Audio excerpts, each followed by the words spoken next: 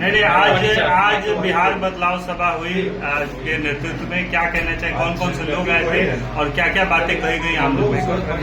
देखिए, आपने देखा है शुद्ध रूप से ग्रामीण महिलाएं हैं, ग्रामीण लोग हैं जो लुंगी और गंजी में आए हैं। जन सुराज के लोग हैं, जन सुराज को चाहते हैं। वो ये उम्मीद लेकर आए हैं कि जन सुराज की सरकार आएगी तो बहुत सारी संभावनाएं इसमें खुलती हैं। बच्चों को शिक्षा मिलेगी, पलायन बंद होगा नौजवानों का, वृद्ध जो घर में पड़े हैं उन्हें पेंशन मिलेगा, हमें रोजी रोटी के लिए कम ब्याज दर पर ऋण मिलेगा और हमारे मजदूर वर्ग के लोग जो पंजाब, हरियाणा, गुजरात गए हैं वो यहीं पर रह के और जन सुराज के सरकार में अच्छी कमाई करेंगे। इस उम्मीद की नजरें हम लोगों पर टिकी हैं और ये देखा गया है। आप सभी चलिए उन लोगों से पूछिए कि आपको क्या दर्द है। ये 15 साल का राजद का शासन क्या दिया और एनडीए राजग, राष्ट्रीय जनतांत्रिक गठबंधन की सरकार ने क्या दिया? सिर्फ छलावा हुआ है। यदि 35 साल पहले शिक्षा सुदृढ़ हो गई होती तो आज बहुत सारे नौजवान अच्छे पदाधिकारी बनके इन घरों में जो ये उम्मीद की आंखें हम लोगों की तरफ टपका करके देख रही हैं, वो उनका आज लाडला बेटा कहीं पदाधिकारी होता। 35 साल पहले यदि ये हुआ होता, ये बंदूकें नहीं धराई गई होती तो ये बिहार की एक दशा नहीं होती, जातिवाद को नहीं उठाया गया होता तो शायद बिहार बहुत आगे होता।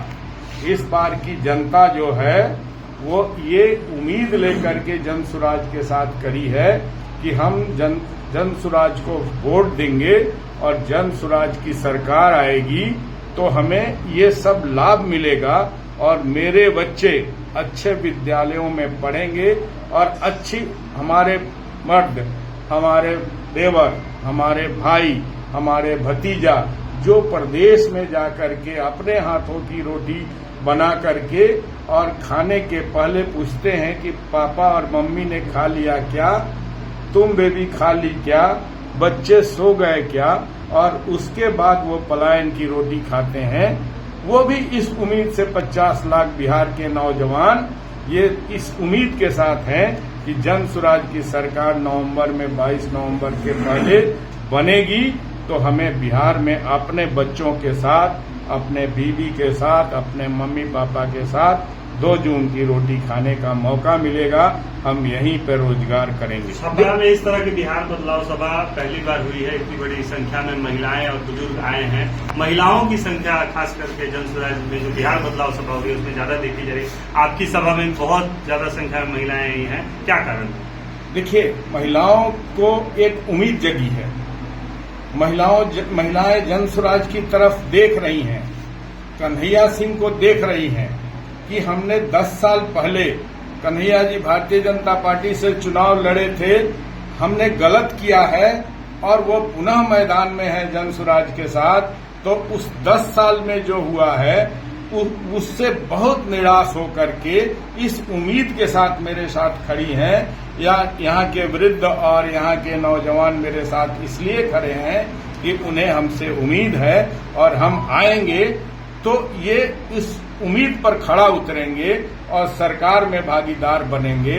तो इस जनता की आवाज, ये गरीब नौजवान और गरीब महिलाओं की आवाज को बुलंद करके वहां तक पहुंचाएंगे जहां तक पहुंचना चाहिए। आज बिहार में कौन कौन से लोग आए थे और क्या आज के कार्यक्रम में तो पहले ग्रामीण महिलाएं थी, स्थानीय लोग थे, हमारे वरिष्ठ ने साथी हैं सुधीर शर्मा जी जो अभियान संयोजक हैं बिहार प्रदेश के, वो हमारे मुख्य अतिथि थे। सह संयोजक प्रमंडलीय शंभू राय जी थे और हमारे जिले के माझी से संभावित प्रत्याशी मुन्ना भवानी जी, एकमा से ललित तिवारी जी, मरौड़ा से ब्रजनंदन राय उर्फ पुलिस राय जी, साथ ही सब आए थे और इस सभा को संबोधित करके और उन लोगों ने ये बतलाने का काम किया है कि छपरा में जो नेतृत्व आएगा उससे आपको लाभ मिलेगा।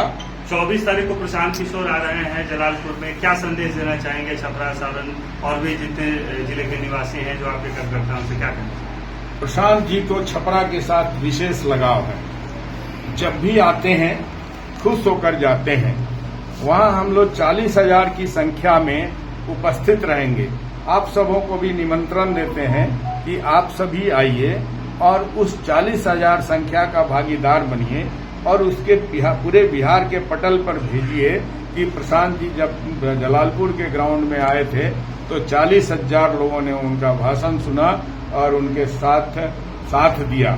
साथ ही उसमें एक और नौजवान गायक रितेश पांडे जी आ रहे हैं जो अपने ओजस्वी गाना और भाषण से हम सभी को बताएंगे और समझाएंगे और हम लोगों का साथ देंगे और आग्रह करेंगे कि इस मुहिम को आगे बढ़ाइए छपरा की जनता और यहाँ में 10 से 10 सीट जीत करके, इस जिले में 10 विधानसभा सीट है, 10 जिता करके भेजिए।